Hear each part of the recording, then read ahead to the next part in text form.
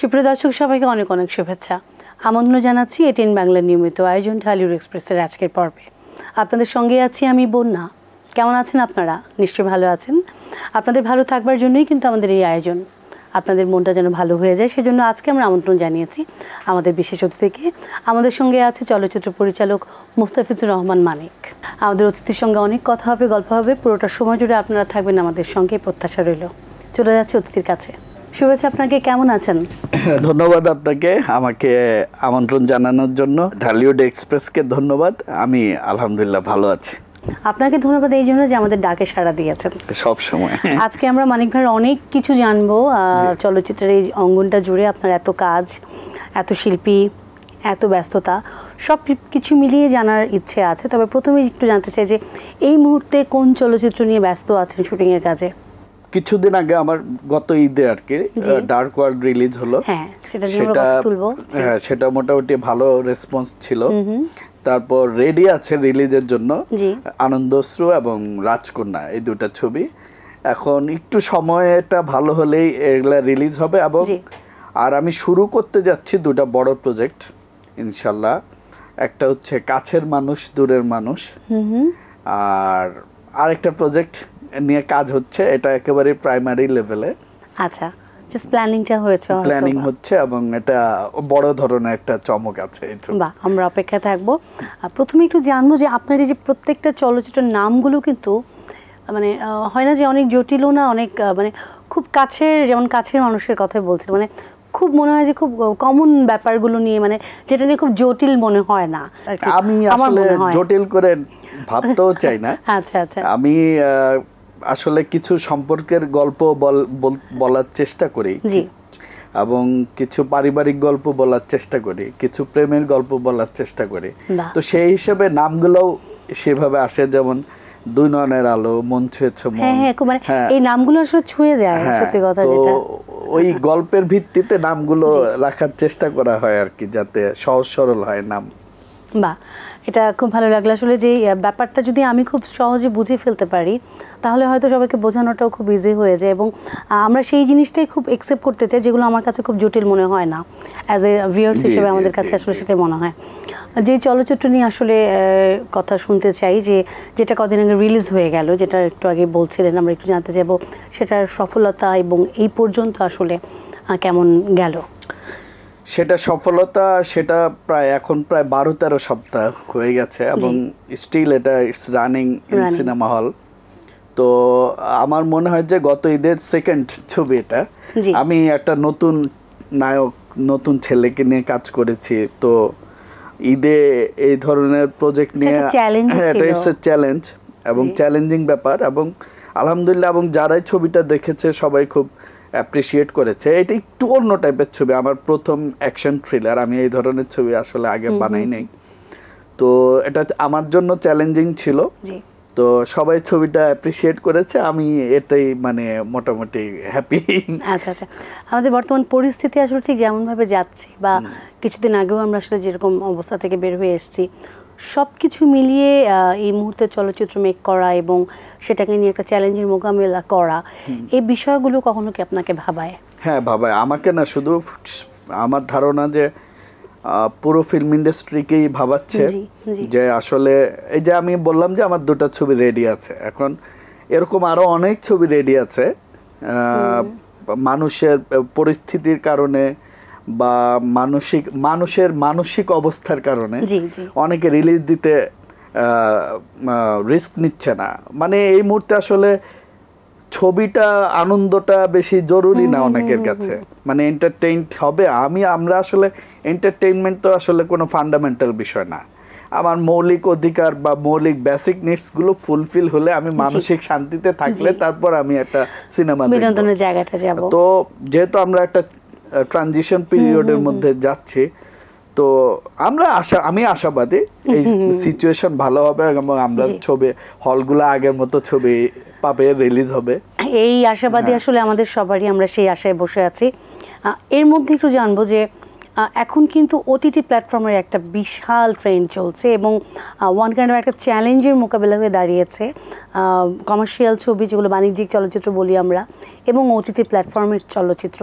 তো এই দুটোর মানে মাঝখান দিয়ে আপনাদের পরিচালকদের আসলে কোনো দ্বন্দ্ব, কোনো বিবাদ বা কখনো কি এই বিষয়গুলো নিয়ে কোনো জটিলতা অনুভব করেছেন? না, বেসিক্যালি আমার পার্সোনাল ওপিনিয়ন হচ্ছে যে আমরা তো আসলে ফিল্ম মেকার। জি, যে কোনো মাধ্যমে সেটা রিলিজ হোক, আমাদের কোনো প্রবলেম নেই। আমাদের আসলে এটা বরং আরো ভালো যে অনেক যারা যেসব অডিয়েন্স আসলে হলে বিভিন্ন কারণে যেতে পারে না, তারা ওটিটিতে আমার ছবিটা দেখে ফেলছে। তো আমি একটা অনেক বেশি দর্শকের কাছে পৌঁছাতে পারলাম। আমাদের মেইন উদ্দেশ্যটা হচ্ছে দর্শকদের কাছে পৌঁছানো, সেটা ওটিটি এখন খুব ভালো রোল প্লে করছে। এবং যদিও আমি স্পেশালি ওটিটির জন্য এখনো কোনো ছবি বানাইনি, কিন্তু আমার ছবিগুলো ওটিটিতে রিলিজ হয়েছে। অনেকগুলো যাও পাখি বলো তারে মানুষ দেখেছে, জান্নাত দেখেছে, তো ডার্ক ওয়ার্ল্ডও যাচ্ছে ওটিটিতে। তো আমার ইচ্ছা আছে যে আবার অনেকে কিন্তু ওটিটিতে কাজ করেই আজকে স্টার হয়ে গেছে। হ্যাঁ, অনেক অনেক। তো আমার ইচ্ছা আছে ওটিটির জন্য, স্পেশালি ওটিটির জন্য কাজ করা, দেখা যাক কি হয়। আসলে কোনো কিছুই কারোর জন্য কখনো বাধা হয়ে দাঁড়ায় না, এবং আপনি যেটা বলছিলেন যে দর্শকদের জন্য সব কাজগুলো করা, তো সেটা যে প্ল্যাটফর্মেই হোক না কেন তারা দেখতে পাচ্ছে, তারা তাদের বিনোদনের জায়গাটাকে খুঁজে পাচ্ছে চলচ্চিত্রের মাধ্যমে। ভাইয়ার ইতিমধ্যে বেশ কিছু চলচ্চিত্র এই যে তড়িঘড়ি করে সবার কাছে পৌঁছে যায় এবং এত ভালো মানে নির্মাণ করা হয়েছে, আপনার কাজগুলো ওটিটিতে চলে এসেছে এবং প্রত্যেকটা জায়গাতেই আমরা দেখি যে, যদি জান্নাতের কথা বলি সেটাও সাকসেসফুল, দুই নয়নের আলো সেটা আপনার প্রথম সেই জায়গা থেকেও সেটাও মানুষের মন ছুঁয়ে গেছে এবং প্রচুর অ্যাওয়ার্ড ইতিমধ্যে কালেক্ট করা হয়ে গেছে। এই সব কিছু নিয়ে আমরা জানবো, তবে এই মুহূর্তে দর্শকরা বসে আছে, তাদের জন্য আমরা দুই নয়নের আলো থেকে একটি গান। প্রিয় দর্শক, চলুন উপভোগ করি দুই নয়নের আলো চলচ্চিত্র থেকে। ভালো লেগেছে, মন ছুঁয়ে গেছে। হ্যাঁ, আমারও ঠিক তাই। চলে যাচ্ছি আবার অতিথির কাছে, আরও বেশ কিছু জানবার আছে। যে কথা বলছিলাম যে অনেকগুলো চলচ্চিত্র আপনার ইতিমধ্যে সবার মন ছুঁয়ে গেছে, তো সেগুলো নিয়ে একটু জানবো। এবং চলচ্চিত্রে যে পুরস্কার পাওয়ার একটা ব্যাপার থাকে, আসলে এটা কতটা ইন্সপায়ার করে আপনাকে আপনার কাজের জায়গাতে? ডেফিনেটলি অনেক ইন্সপায়ার করে, কিন্তু মানে আমি আসলে প্রফেশনাল বাণিজ্যিক ছবি নির্মাতা। আমি কখনোই মানে অ্যাওয়ার্ডের জন্য ছবি বানাতে হবে এমনটা কখনোই চিন্তা করি না, কিন্তু অ্যাওয়ার্ড আপনাকে ইন্সপায়ার করবে। অ্যাওয়ার্ড মানুষের ভালোবাসা, রাষ্ট্রীয় স্বীকৃতি সবই আপনাকে ইন্সপায়ার করবে। তো এখন এটা পেলে আপনার জন্য দায়িত্ববোধ বেড়ে যায় যে আরো ভালো কাজ করতে হবে, তো সেই জায়গা থেকে চ্যালেঞ্জটাও বাড়ে। আমরা যতটুকু জানি জান্নাত থেকে আপনি বেশ কটা পুরস্কার পেয়েছেন। জান্নাতে আমি অ্যাজ এ ফিল্ম নিজেই ফিল্ম ডিরেক্টর হিসেবে পেয়েছি। বাহ, কংগ্রেচুলেশন। এটা যদি বলতেন আমাদেরকে যে অ্যাওয়ার্ডের ক্যাটাগরিগুলো আসলে কেমন হয়েছিল? দুই নয়নের আলোতে শাবনূর আমাদের যে সুপারস্টার, সে তার প্রথম ন্যাশনাল অ্যাওয়ার্ড জিতে এবং আরো 2টা অ্যাওয়ার্ড ওখানে জিতে। আর জান্নাতে আমরা 5টা ন্যাশনাল অ্যাওয়ার্ড পাই 5টা ক্যাটাগরিতে। একটা হচ্ছে best director, best story, best music director, best actor, best co actor.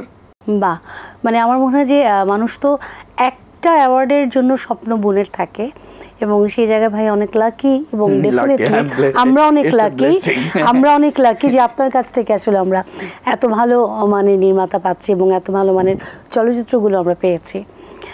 ভাইয়া বলছিলেন যে 2টো ছবির প্ল্যান চলছে এবং আরও কিছু জাস্ট প্রিমিয়ার একটা ডিসিশন নিচ্ছেন, তো প্ল্যানগুলো আসলে যে এই চলচ্চিত্রগুলো নিয়ে হচ্ছে সেগুলো যদি একটু বলতেন। যে প্রথম প্ল্যানটা হচ্ছে বললাম কাছের মানুষ দূরের মানুষ, এটা প্রায় প্ল্যানিং শেষ পর্যায়ে, গল্প টল্প সবই শেষ। এখন শুধু আমরা নভেম্বরে এটা শুটে যাব, শুটিংটা হবে বিদেশে, আচ্ছা টার্কিতে।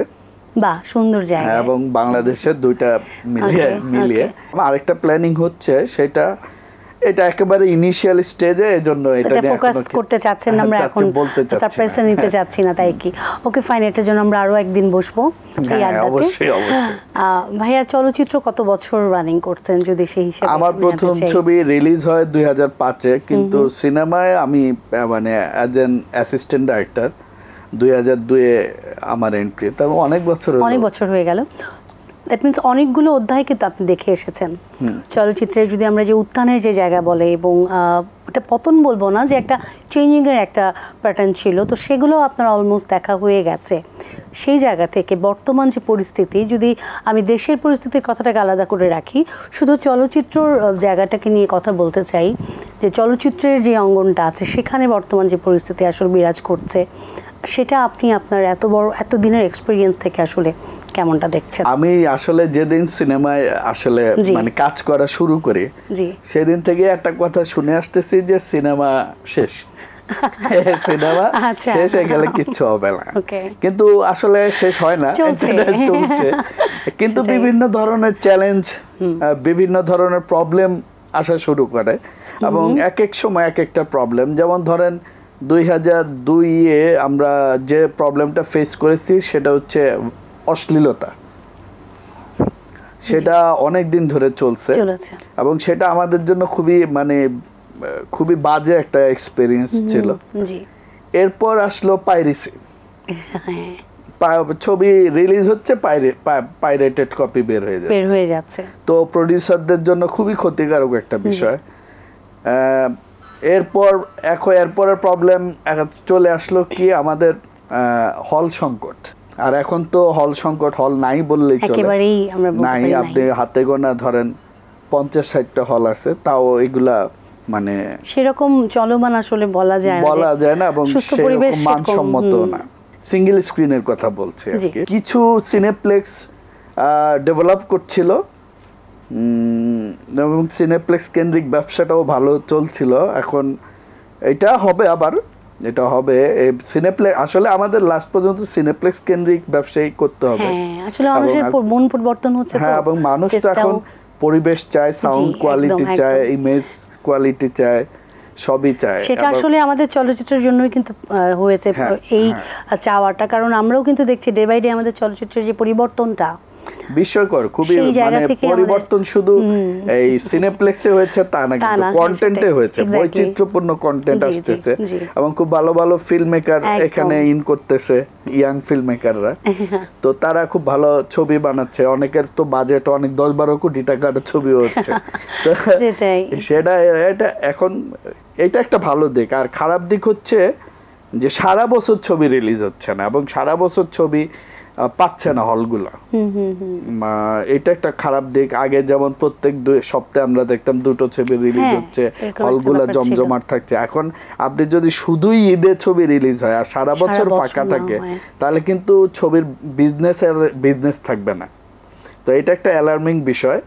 এটা যদি আমরা ওভারকাম করতে পারি, যে সারা বছর ভালো কন্টেন্ট আসবে এবং হলে দর্শক যাবে। তবে এখন তো মেকার প্রচুর বেড়েছে, আর্টিস্টের সংখ্যা অনেক বেড়েছে। যদি আমরা বলি যে কাজের যে জায়গাটা, শুটিং স্পটেজগুলো জায়গা আগে যেমন শুধু এফডিসি কেন্দ্রিক ছিল, এখন তো আর সেটা নেই। এখন হচ্ছে বিভিন্ন জায়গাতে কাজ হচ্ছে, দেশের বাইরে প্রচুর হচ্ছে, এবং আমাদের এখানে এখন বিভিন্ন জোন তৈরি করা হয়েছে শুটিংয়ের জন্য। সো কাজের পরিধিও প্রচুর। তাহলে এখন কেন অনেক বেশি ছবি নির্মাণ হচ্ছে না সেই জায়গা থেকে? সপ্তাহে না হলেও মাসে আমরা একটা ছবি রিলিজ কেন পাবো না? ওটা হচ্ছে এখন দেখবেন আপনি ঈদ আসলে 20টা ছবি রিলিজ হয়, সবাই বসে থাকে ঈদের জন্য। মানে ওরা মানে এখন সবাই বুঝে, প্রডিউসাররা মানে মাথায় ঢুকে নিছে যে ঈদ ছাড়া ছবি চলে না। হ্যাঁ, এবং এজন্য ভালো ছবিও রিলিজ করে না, কেউ রিস্ক নিচ্ছে না। কিন্তু এটা রিস্ক নিতে হবে। এই ট্রেডিশনটা আসলে আমাদের দেশে এখনো তৈরি হয়ে ওঠেনি, যে অকেশন ছাড়াও আগে ছিল। আগে আমরা সব সময় ছবি রিলিজ করেছি। যেমন আমি কখনোই আমার বড় বড় ছবিগুলো, মানে যেগুলো আলোচিত ছবি, ইচ্ছারাই রিলিজ হয়েছে।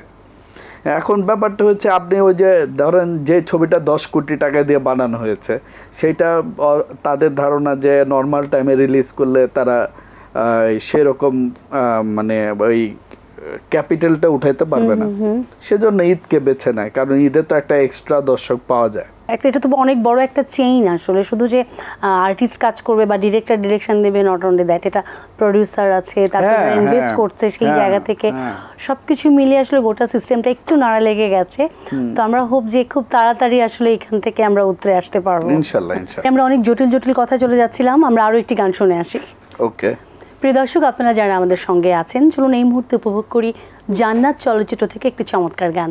যদি এক পলকে হাজারবার তোমায় দেখা যেত, ও তবে এক জনমে লক্ষবার মনটা তোমায় পেত। আরো ভালোবাসতাম তখন, আরো পেতাম কাছে। আমার মতো এত আপন কে আর তোমার আছে? আরো ভালোবাসতাম তখন, আরো পেতাম কাছে। আমার মতো এত আপন কে আর তোমার আছে?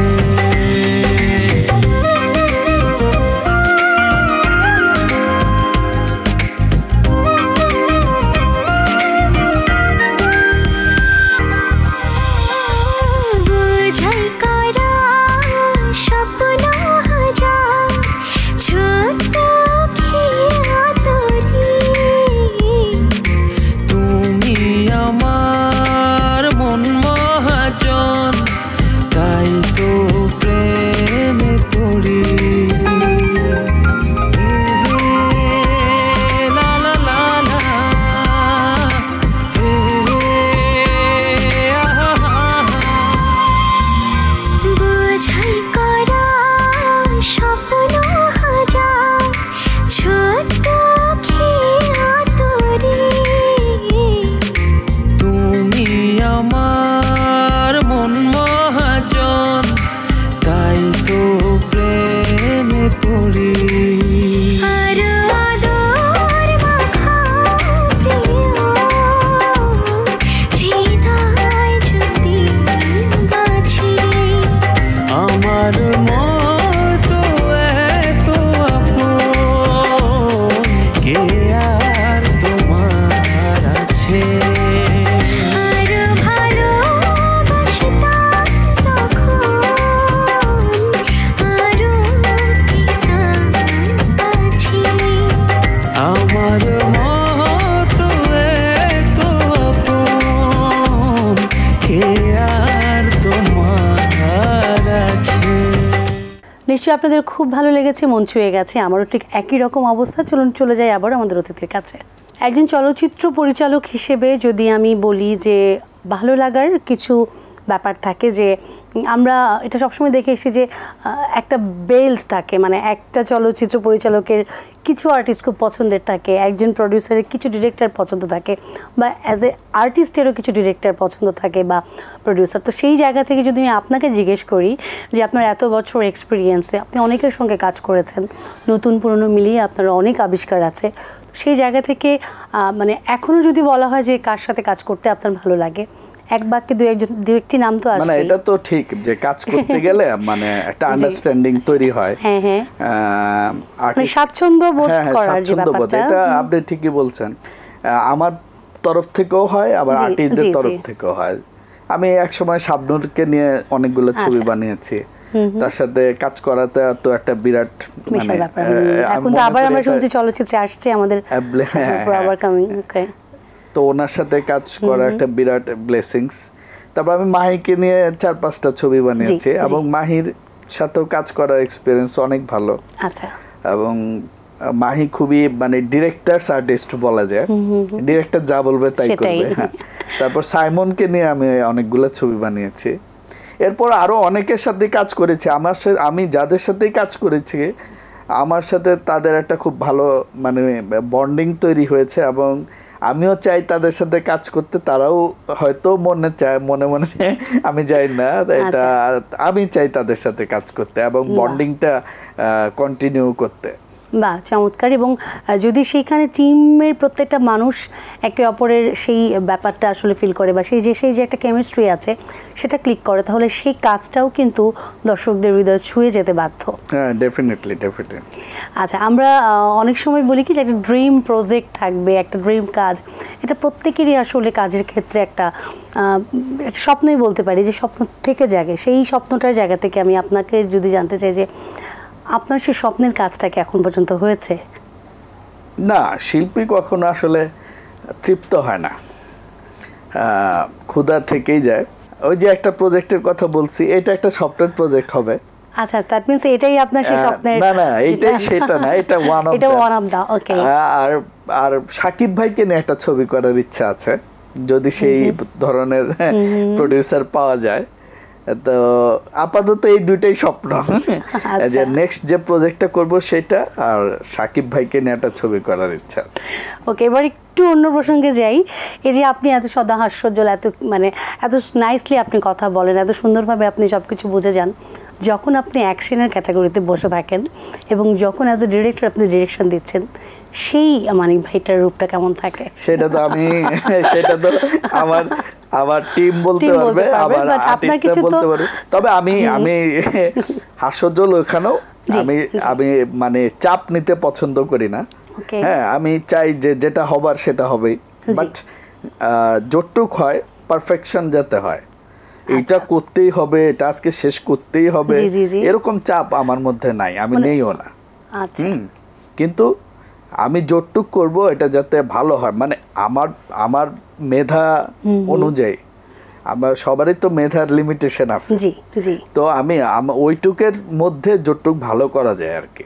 চমৎকার ভাইয়া, খুব ভালো লাগছে আপনার সঙ্গে কথা বলে, এবং কথা বলতে বলতে টাইমে একেবারে দাঁড়গোড়ায় দাঁড়িয়ে আছি। আমরা একটু জানবো লাস্ট একদম, যে আপনার এত বছরের এক্সপিরিয়েন্স থেকে এবং অনেক আর্টিস্টের সাথে কাজ করবার এক্সপিরিয়েন্স থেকে যদি কোনো অ্যাডভাইস চাই অ্যাজ এ ফিল্ম ইন্ডাস্ট্রির ক্ষেত্রে বা অ্যাজ এ আর্টিস্টের ক্ষেত্রে, অ্যাজ এ ডিরেক্টর হিসেবে সেই অ্যাডভাইসটা কী হতে পারে?